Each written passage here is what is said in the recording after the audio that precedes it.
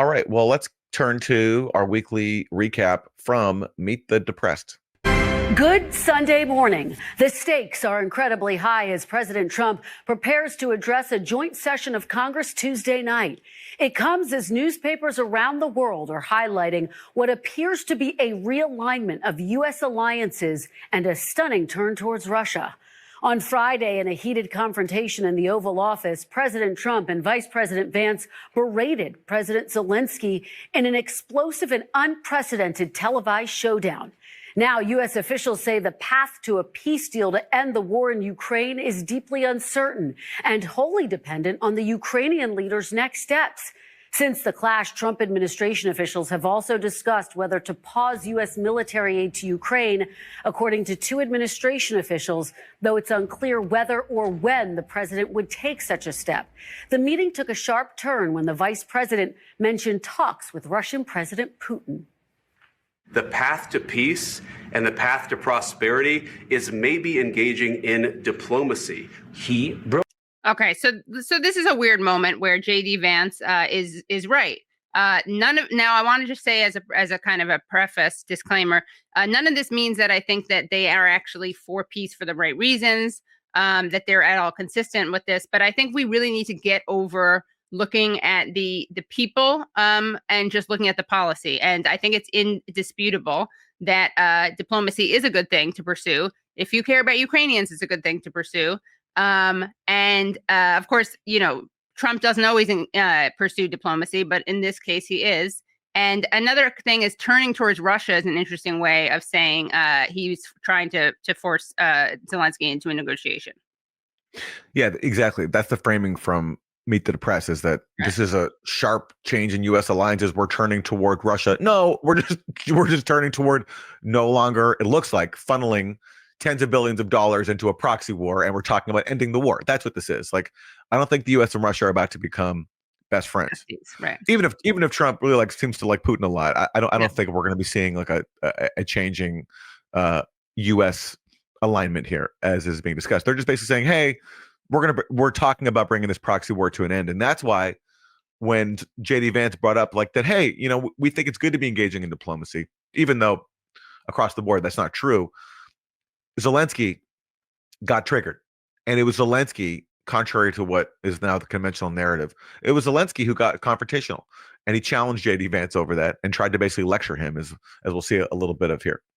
Yeah. Broken this ceasefire. He killed our people, and he didn't exchange prisoners. We signed the exchange of prisoners, but he didn't do it. What kind of diplomacy, JD, you are speaking about? What? All right, so Zelensky is now claiming here that basically, and this was after Zelensky threw out the meeting, and I just wrote about this, people interested, on my Substack. It's out now. It's free for everybody. There's people are showing this part of their meeting, which is the confrontational part. But before that, the meeting had gone on for about 40 minutes. And during that time, Zelensky called Putin a terrorist, a killer. He said, we're not going to make any compromises. And Trump and J.D. Vance didn't push back on him. The only criticism they lodged was when a reporter asked Trump, they said, hey, Zelensky just said he's not going to make any compromises. And Trump said, I think he's going to have to make some compromises, but hopefully not as big as the one that you all think he's going to have to make. So basically, They were being actually, I think, pretty diplomatic with Zelensky, who clearly was trying to push them into not agreeing to diplomacy and to give him security guarantees, which the U.S. has long refused to do, going back to Biden, because they don't want to actually see this war end. They want to see this war continue. And finally, it was when Zelensky right here challenged J.D. Vance and said, like, what kind of diplomacy are you talking about, that things went awry? But Zelensky is lying in this clip. He says that we signed a prisoner exchange with Putin and he didn't follow through. It's not true. He's talking about an agreement that he reached with Putin in Paris in December 2019. This is actually the only face-to-face meeting between Putin and Zelensky. They signed an agreement in Paris, and there were prisoner exchanges that happened after that. And in fact, there's photographs of it. So I'll show them here. Zelensky attended a signing. Who sent you those photographs? Did Putin send them to you directly? No, Putin did not send me these photographs. Getty News Agency took these pictures. Here's Zelensky. This is late December 2019 at a ceremony welcoming home prisoners freed under his agreement with Putin. So it's just simply not true what he's saying, that Putin didn't follow through. And then, of course, there's like a whole other history here, where basically that December 2019 agreement with Putin called on both sides to implement the Minsk Accords, which was the agreement reached to end the war that began after the 2014 coup between the coup government in Ukraine and Russian-backed rebels in eastern Ukraine. And Zelensky took some initial steps to implement that, but then, this is a familiar story, under pressure from far-right nationalists and Washington, he backed off. And he started saying in 2021 that it's impossible for me to implement Minsk, and we're going to retake Donbass by force, which then ultimately got him an invasion from Russia. That's what that led to.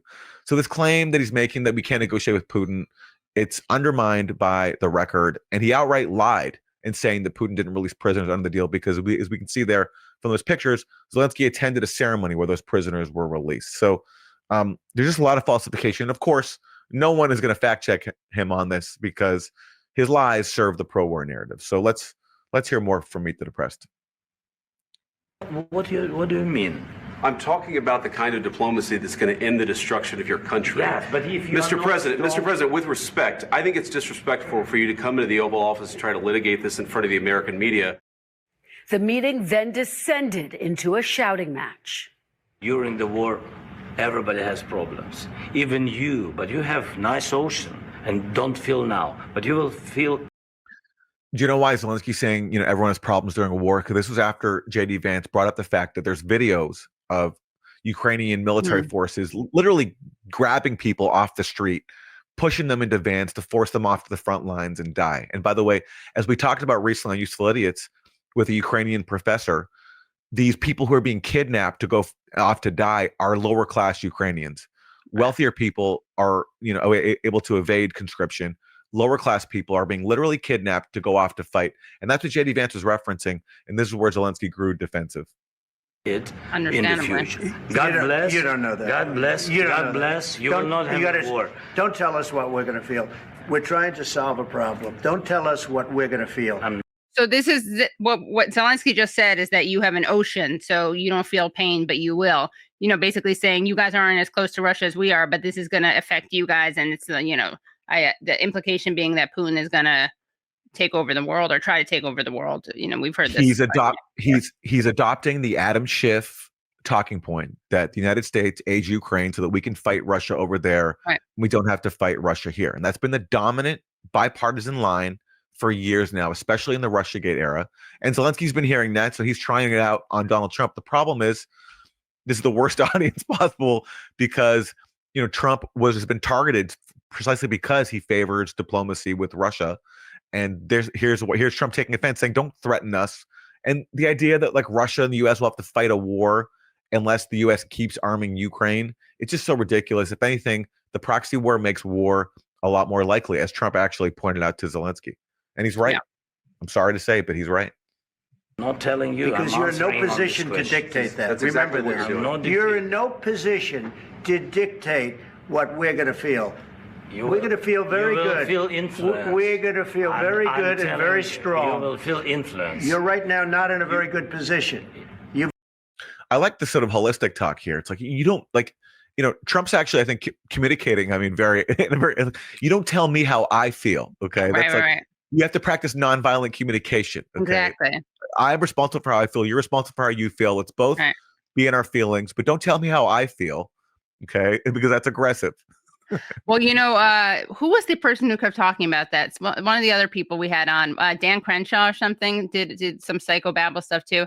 But yeah, I mean, Zelensky, here's a tip. If you can try to sneak in that what you say, I feel that, you kind of can get away with anything. So then you say, I feel like you will feel the pain. Just some tips about how to get around I feel like you will. That is a much healthier way to communicate it. Exactly, yeah. Katie, like you should go on as a personal communications advisor to Zelensky. I think that might have avoided this meltdown. I think so. And also, guys, again, we bring you pop culture analysis. Every now and then you even get a weather update. Definitely get shark news. And now you get some psychology. Yeah. From two people who do not have psychology degrees. Yes. No, although interestingly enough, both of our fathers do deal with that. So true. That's true. Allowed From the yourself very- to be in a from very the bad very position, beginning and he of the happens war. to be right about From the it. very beginning of the war. You're not Mr. in I like the way it goes, which he happens to be right about JD Vance, as if like, well, it's a one-off, something atypical, but in this case, he is right about it. a good position. You don't have the cards right now. You know, another thing I want to say about this is that it is offensive the way that they're speaking to Zelensky, but it is honest in a way that with Biden we didn't see. But in some ways, I think it's more nefarious to do what Biden did, because as we pointed out before, you know, they said that they could join NATO, knowing full well that was never on the table. I think it's better to be honest about the way you're dealing with this country than dishonest. I personally welcome the way they spoke to Zelensky. This is my opinion, because he's been spoiled by a proxy war class that's been using his country for its goal of bleeding Russia, and they've given him all this adulation. He's a second coming of Winston Churchill, bipartisan standing ovation. They've puffed him up. They've played to his ego, this former actor, and they've made him to be completely. He's become really entitled. He thinks you can go to the U.S. and just demand more weaponry, security guarantees, because he's been puffed up. And Trump is giving him, I think, some real talk, which I think is refreshing. The one part where I do think they were disrespectful was when JD Vance said to Zelensky, "You should be thanking us. Yeah, that's gross. Have you thanked us today?" When Zelensky has been very thankful. Yes. And also, why should Ukraine be thanking the U.S. for using Ukraine to bleed Russia? Like, right.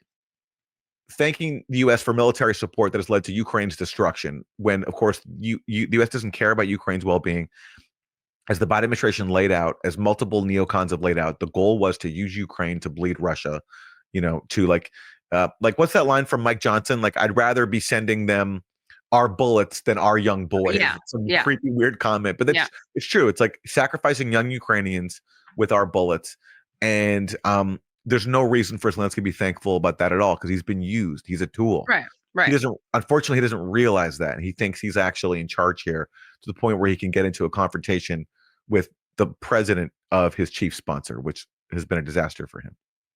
And again, I think this point is so good, Aaron, that you often cite, excuse me, the late Stephen F. Cohen, who pointed out that, you know, because look, he ran on peace, right? He ran on the Minsk Accords, then he didn't deliver on that.